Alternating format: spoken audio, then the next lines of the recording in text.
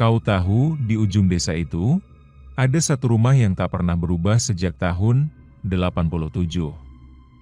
Cat temboknya sudah pudar, gentengnya sebagian roboh, dan setiap malam selalu terdengar suara tangis dari dalam. Tapi tak ada satupun orang yang berani memastikan siapa yang menangis. Bahkan, tukang pos pun selalu berbelok sebelum melewati jalan ke arah sana. Orang-orang bilang, jangan pernah dekati rumah itu. Sekali masuk, tak akan keluar lagi. Tapi, apakah larangan itu cukup membuat manusia berhenti penasaran? Kisah ini bukan untuk menakut-nakuti. Tapi jika kau masih punya hati, dengarkan dengan sungguh-sungguh. Karena ini bukan sekadar cerita, ini tentang seseorang yang tak percaya omongan orang tua, dan harus membayar mahal dengan sesuatu yang tak bisa dikembalikan jiwanya. Sebelum memulai kisahnya, pasang earphone-mu, biar horornya terasa lebih nyata.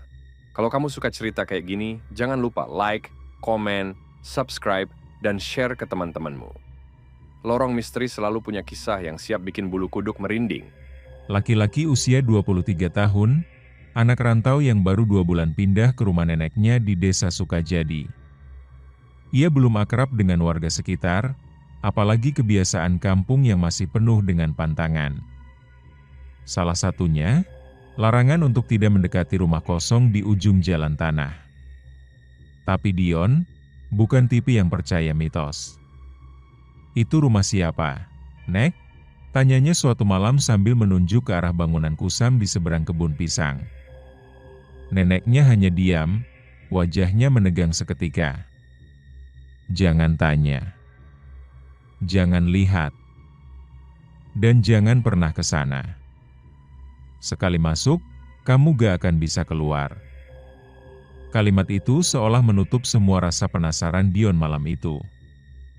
Tapi justru makin ditekan, makin dalam rasa ingin tahunya tumbuh.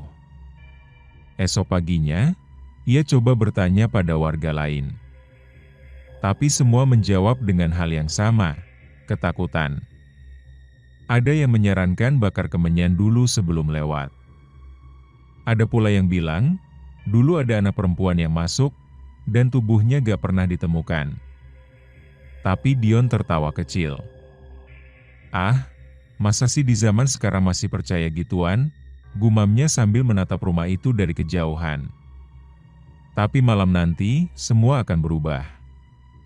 Karena rasa penasarannya, akan membawanya melangkah lebih dekat dari seharusnya. Malam itu, langit mendung, angin berdesir lembut membawa aroma tanah basah. Dion berdiri di depan pagar kayu lapuk rumah itu, yang katanya angker. Cuma lihat doang, kok, bisiknya.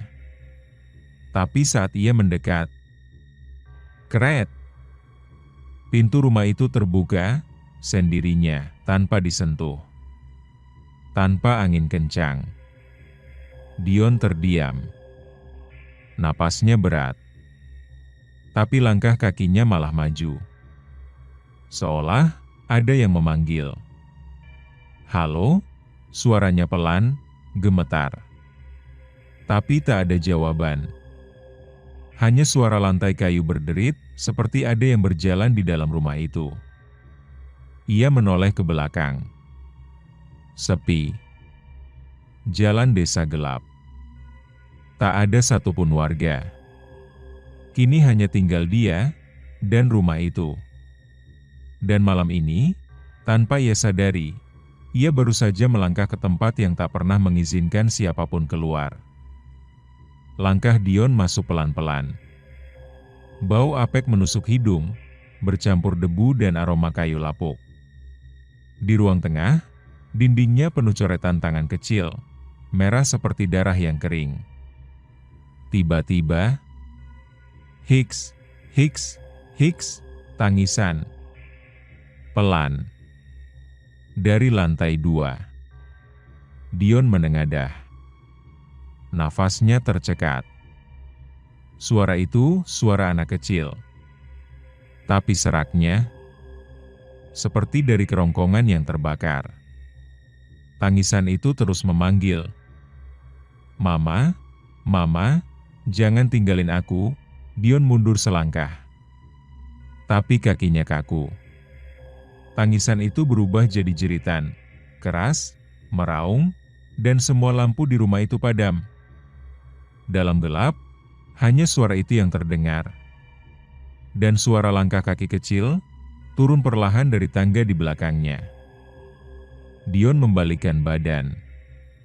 Tangga kayu di belakangnya berderit, satu persatu langkah kecil, pelan, tapi pasti. Di ujung tangga, muncul sosok anak kecil. Tubuhnya kurus, baju putihnya kotor dan terbakar di bagian lengan. Tapi yang membuat Dion tak bisa bergerak adalah satu hal. Anak itu tak punya wajah. Hanya kulit kosong, tanpa mata, tanpa hidung, tanpa mulut. Tapi dari kepalanya, suara tangis itu masih terdengar. "Mama, aku takut gelap." Dion gemetar. Langkahnya mundur, tapi lantai rumah menganga. Kraaak. Ia jatuh ke dalam ruang bawah tanah, dan anak itu masih berdiri di atas tangga, tanpa wajah, tapi terus menatap. "Bagaimana bisa kau ditatap oleh sesuatu yang tak punya mata?" Dion terjatuh ke lantai bawah tanah. Tubuhnya terbanting, tapi anehnya, lantainya empuk. Basah. Ia meraba sekeliling tanah, bukan. Karpet, juga bukan. Ketika ia mengangkat tangannya, cairan merah kental menetes dari jemarinya. Darah. Lantai itu basah oleh darah. Dan tak pernah mengering. Di dinding bawah tanah itu, tertempel foto-foto anak kecil. Semua dengan wajah disobek. Dan di pojok ruangan, ada boneka tanpa kepala. Duduk sendiri, dikelilingi lingkaran lilin hitam. "Mama, jangan tinggalin aku," suara itu lagi. Tapi kini, bukan dari anak kecil itu. Dari dalam dada Dion sendiri. Seolah ada sesuatu yang mulai tumbuh dalam dirinya. Sesuatu yang bukan manusia. Di sudut ruang bawah tanah itu, Dion menemukan sebuah kamar tua. Kasur besi berkarat, dan di atasnya ada ranjang bayi. Kosong. Dindingnya penuh coretan, "Anakku belum lahir." Tapi dia sudah mati. Dion merinding. Angannya menyentuh perut kasur, dan ia melihat kilasan aneh. Seorang perempuan hamil menangis. Terikat. Disiksa. "Aku gak mau lahirin anak iblis itu." Tiba-tiba, perut Dion sendiri terasa nyeri. Membuncit sekejap. Ia berteriak, memegangi perutnya sendiri, seperti sedang mengandung sesuatu. Sesuatu yang bergerak di dalam. "Mama, aku masih di dalam, bukakan pintunya." Suara itu kini bukan dari atas, tapi dari perutnya sendiri. Dion tak sadar, tubuhnya sedang menjadi wadah untuk kelahiran yang tak pernah selesai. Dion tertatih keluar dari kamar bawah tanah. Nafasnya berat. Tubuhnya dingin. Di lorong gelap itu, ia menemukan sebuah cermin besar, berbingkai ukiran kuno, penuh debu dan bercak hitam. Tapi anehnya, saat ia berdiri di depannya, tak ada bayangan. Dion menyentuh permukaan cermin. Dingin. Tapi pantulannya kosong. Seolah dirinya tidak pernah ada.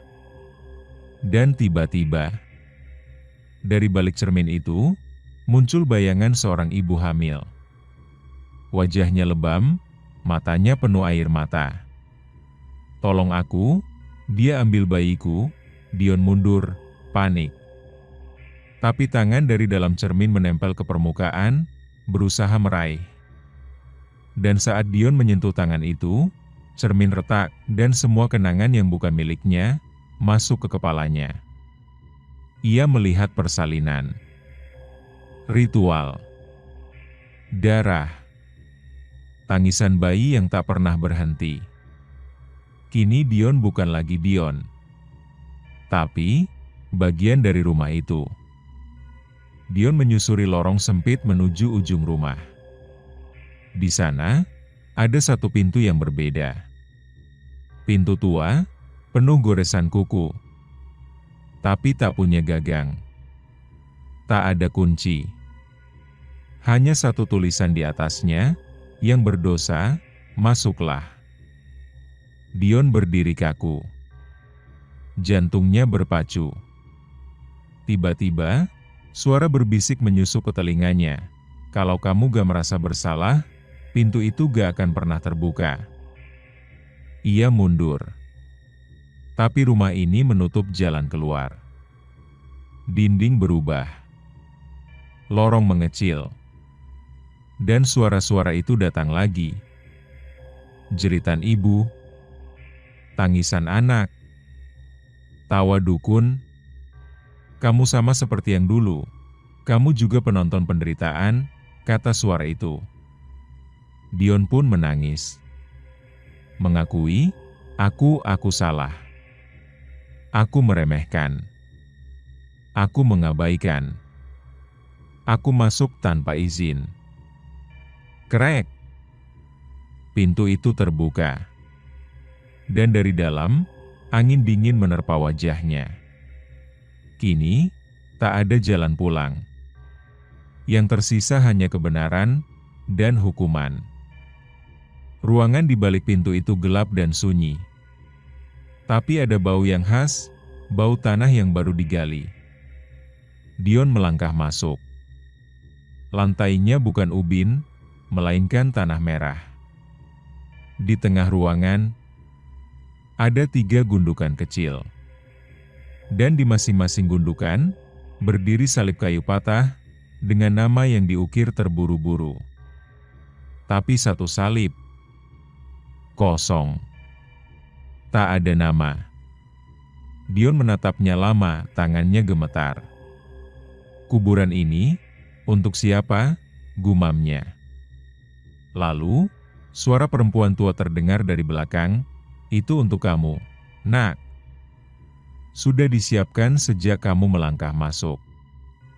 Dion berbalik. Neneknya berdiri di sana.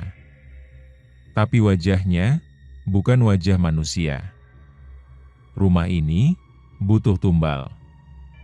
Dan kamu anak yang keras kepala, darah Dion membeku, ia baru sadar. Ia bukan korban pertama. Tapi mungkin, yang terakhir. Dion tak bisa bergerak. Tubuhnya membeku. Air matanya mengalir, bukan karena takut, tapi karena penyesalan. Ia ingin lari.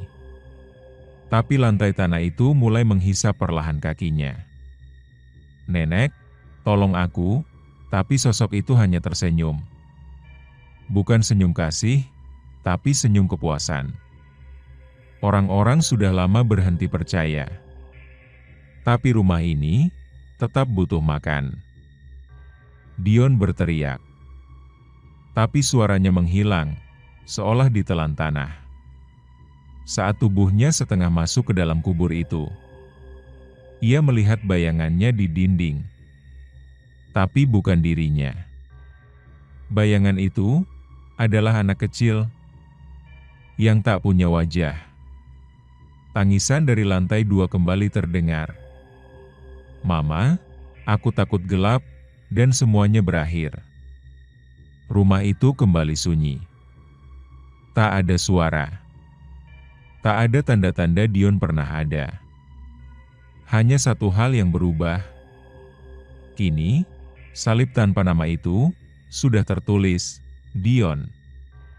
Dan rumah itu menunggu korban berikutnya. Pesan moralnya adalah, jangan remehkan larangan yang datang dari orang tuamu. Kadang, bukan karena mereka menakut-nakuti, tapi karena mereka pernah kehilangan, dan tak ingin kau merasakannya juga. jangan dekati yang dilarang. Karena tidak semua pintu bisa dibuka tanpa harga yang harus dibayar. Dan ingat, sekali masuk, tak akan keluar lagi. Prime, terima kasih sudah mendengarkan kisah ini sampai habis. Jangan lupa like, komen, subscribe, dan share ke teman-temanmu. Lorong Misteri akan selalu punya kisah yang siap bikin bulu kuduk merinding, dan jika mau request judul cerita, silahkan komen di kolom komentar di bawah. Kami akan buatkan untuk kalian.